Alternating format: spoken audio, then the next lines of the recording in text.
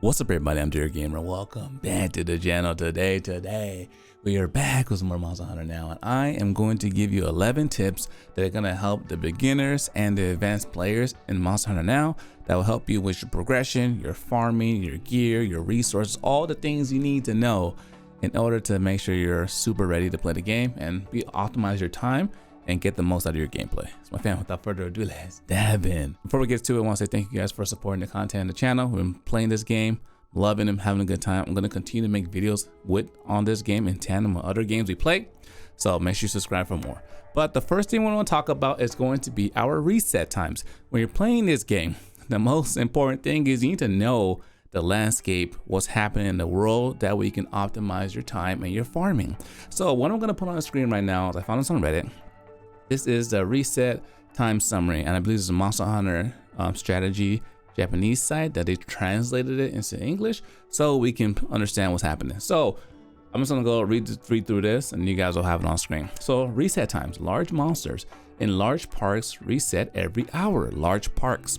If you live in an area where there's not that many parks around you, or a small, not condensed area, you're not gonna find that most monsters. The number one place you find the most monsters in this game are in congested areas like shopping centers, parks. I find some by schools. That's the kind of things that you will find your monsters.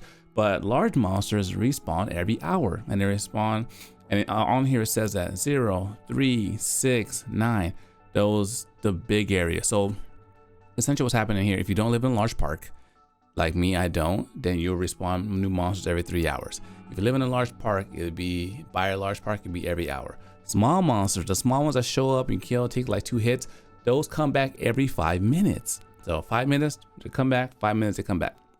The large collectibles, the big gems, the big bone farm areas, those come back every 3 hours. The small ones, like the small bone, the small leaf, those reset every 15 minutes, but you need to close the app and reopen the app in order for it to respawn. So that's the only thing you got to make sure you do with that one, just with that one. Your daily quests, they get given to you every single day at midnight. Your first aid and palico paintballs are distributed at 5 a.m. on the clock for me as well. So next are shuffle time. So this is how your terrain transitions. If you notice on here, it'll go from forest to swamp, swamp to desert, forest to desert, desert to swamp. The order will be changed in one of the following orders. This is kind of how it fluctuates. And just a symbol that tells you where you can find the diamond is going to be found in the swamp always. The bone is going to be found in the desert always. And last but not least, the plants will always be found in the forest. So I put this first because I feel like this is the most important thing for people kind of trying to strategize when they should go out and hunt or when they should go out on a farm. So just some things to keep in mind. Now, the next thing people always ask me, DG, I'm trying to level up my gear. I need to find specific monsters. How do I farm? What's the most efficient way?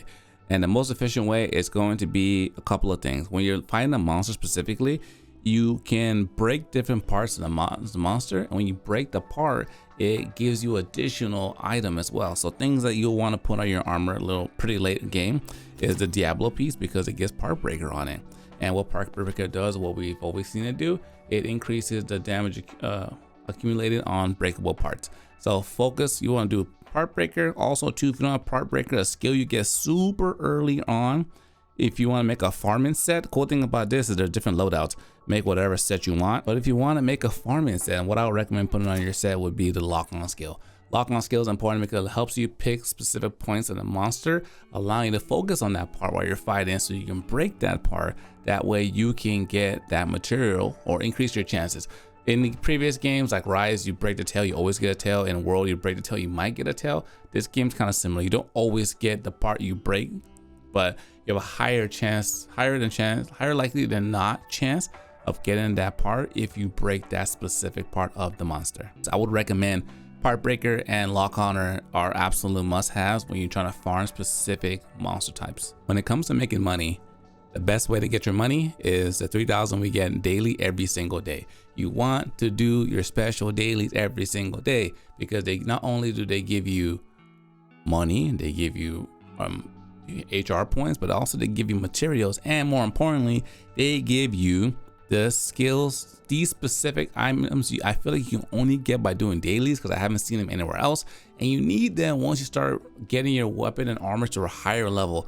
I believe on the weapons, once you start doing rarity 6, you're gonna need this one in order to get to the next level. So just making sure you do it a habit every single day. They're very, very simple. Like this one says, slay a monster using shoulder and shield. Doesn't say a large monster, just says a monster. So you can just fight one of the little dudes, these dudes right here, and boom, you slay one of them, and boom, you satisfy the need with a specific weapon, and you're good to go. So my next tip I highly recommend everybody is fight every single thing that you see. Because what you want to do is fight everything, because not only is it important for you to, one, get the materials, but you never know what set you're gonna build next, and if that set is going to be necessary, or that armor piece is going to be necessary specifically for another armor or another weapon you're looking to get. So make sure you fight every single thing you see in your area. You wake up, even monsters you don't want to fight, it's fine, fight them. So the little birds, fight them. Any monster in your area, fight them. You go to a bank, you go to a school, you go anywhere you go. This game is meant to be played in small chunks. And I guess that could be that's our next step. This game is meant to be played in small chunks. And it's not meant to be played like our typical Monster Hunter experience. We play, sit down for 2 hours and play. This one's meant to play here, 5 minutes here, 5 minutes here, 5 minutes here, 10 minutes there. That's how I would go about the game if as you're going into it. Fight everything, the single thing you see, because when you start getting to rarity 7, you start needing mixed materials in order to make your next level or tier in your weapon to level it up, like we see in the main games. I'm not gonna tell you how to play, but I'm just gonna make a recommendation. As you start getting into building your sets, I would recommend that you it's hard, because I would recommend you focus on picking the weapon you wanna play with and go all in with that weapon and go all in with that style. And that's gonna be one of the reasons why I do raw builds, because it's good for every monster. Versus if I did a fire or ice, sure, most enemies might have a weakness to it or a small weakness to it. What happens if they have resistance? That's why I feel, even though elemental weapons are, don't get me wrong, elemental weapons in this game are amazing. They are fantastic. They did a really good job. But the problem is, I'm limited on time, I'm limited on resources, I'm limited on funds in order to make every single weapon and armor that I want to make. That's why I recommend to get the most bang for your buck. Don't make a bunch of weapons when you can spend those materials on one weapon and make it even stronger, and which will help you clear even stronger monsters, which will help you farm your materials even faster. So it makes more sense. You have an option when you find the monster to switch your loadout whenever you want. That's great, but for me personally, I am doing Longsword, the Kudu Longsword specifically for raw, and I am doing the Greatsword, which I'm gonna drop a video, I think tomorrow, my rarity 4 Greatsword build, so look out for that. And I'm gonna continue to focus on that armor piece, that weapon piece, so that I can have the most optimal damage. So I'm not telling you how to play the game. I'm just telling you, I recommend if you want to have some juicy damage, you want to have a better farming experience or fighting experience, you want to take to a weapon and strengthen it, because when I explained this in another video, when you start doing 4-star monsters with 4-star gear, you're good. You start doing 4-star monsters with 5-star gear, it's gonna be tough. 4-star, 4 grade weapons with 6-star monsters, they're gonna destroy you. You're not gonna have enough time. You're not gonna do enough damage to take the monster out in the time frame. So that's why I recommend as you start going through your build, focus on certain armor, focus on specifically the weapon. Pick a weapon you like, focus on that, and armor you can kind of mix and match. But more importantly, previous tip, farm everything so you get materials and pieces you need to start leveling up your gear. This next one's a little cool one. I'm not sure if you guys know, if you turn your phone sideways, you can actually, oh, mine shows all weird. If you turn it sideways, you can actually play landscape mode and give yourself more room if you need it to look around, have enough space so you don't feel claustrophobic. Then you turn it back and it'll go back to this route. I typically play this way, but if you want, you can play in landscape mode. Not sure that most people knew about that. Before we leave the armor and build, I just want to share that do not sleep on the earlier weapons and armor, because you can level them up and they actually get really, really strong. Prime example, here's my letter set right here. Grade 4, that's crit eye on it. Crit eye is a valuable skill to the critical build. So now with me, I want to use this skill, but you're like, man, this early weapon, early armor, I'm gonna get destroyed. No, just continue to level it up. This is only a grade 4, 3 out of 5, and it already has 71 defense. If I go back, what is my latest one? My best one is 35, 1 of 5, and it's 82. So essentially when I get it, I think it tells me over here, hold on. When I get it to rarity 5, it should tell me, boom, 82. So like there's no point in not keeping the early gear. If you want to use it, yeah, sure, it's gonna take more materials to take it all the way from bottom to the top, grade 1 to grade 7. But if you have a skill that you like on your armor piece, you can keep it. Just level it up and it'll get just as strong in terms of defense as your other gear. Next, I want to talk about the monster guide. The monster guide is available to tell you a lot of the information. It tells you where the monster can be found. It tells you the weakness for the monster. So if you ultimately want to make an elemental build, you want to I would go through here and look for the most bang for the buck. So weakness, say I want to make a fire weapon. 1 fire weakness, 2 fire weakness, 3 fire weakness, 4 fire weakness. I got 4 monsters weak to fire. Okay, now what other elements can I make? I know I can make a thunder weapon. And if you see, thunder, that's 1. I probably wouldn't make a thunder weapon unless I'm farming like those specific monsters. You kind of catch my drift. So you're looking for Rathalos, Rathian, you're farming those, and yeah, make a thunder weapon or a dragon weapon. But we don't have a dragon weapon at the moment. But that's kind of how I would approach it when I'm looking for how to find which element I want to make. Say I go into this monster right here. It tells me where I can find it in all the areas. What elements? It tells me what parts are breakable if I want to focus, the head, the stomach, the forelegs.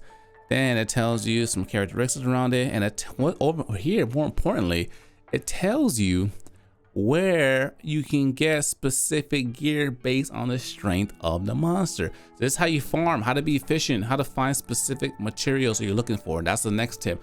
How to find specific materials. You go down here and it tells you based on the monster strength, this is what you're likely, this is what is possible to get. You can't go any higher than this, but this is what's possible. And I click on 5-star, what can I get there? Click on 4-star, what can I get there?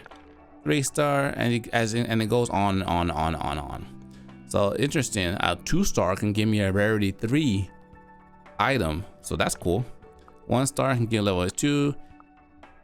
But it doesn't seem to carry all as you go higher and higher and higher. But this is a good way to kind of see what are available to you when you're looking to farm a specific item or material from a monster. This next tip will be a battle tip. If you didn't know, your special attack is not only good for doing good damage, you actually have invisible frames when you're using that ability. So I would recommend when you're in a situation, also you can use your special attack not only to avoid attack, but you can also use it to counter roars. So if you find yourself in a situation where you're gonna get hit, and when I say special attack, let him give me an attack. Uh-oh, it's not giving me an attack. We just destroyed this one. Hold on, let me find another one. That wasn't a showcase of the longsword, even though the longsword is amazing. Let's find another one. Hey, my special attack, you saw that? I got phased right through the attack. Didn't do any damage to me. So you can use your special attack in those situations to avoid a damage when needed and get out the way. So I use mine to interrupt roars when they're doing an attack. I feel like I might not make in that moment to counter, but just a couple of options you can use with your special skill in order for you to maximize your damage. Also too, I don't know if you guys know, you can keep on canceling your Helmbreaker just like that if needed. Oh, beautiful.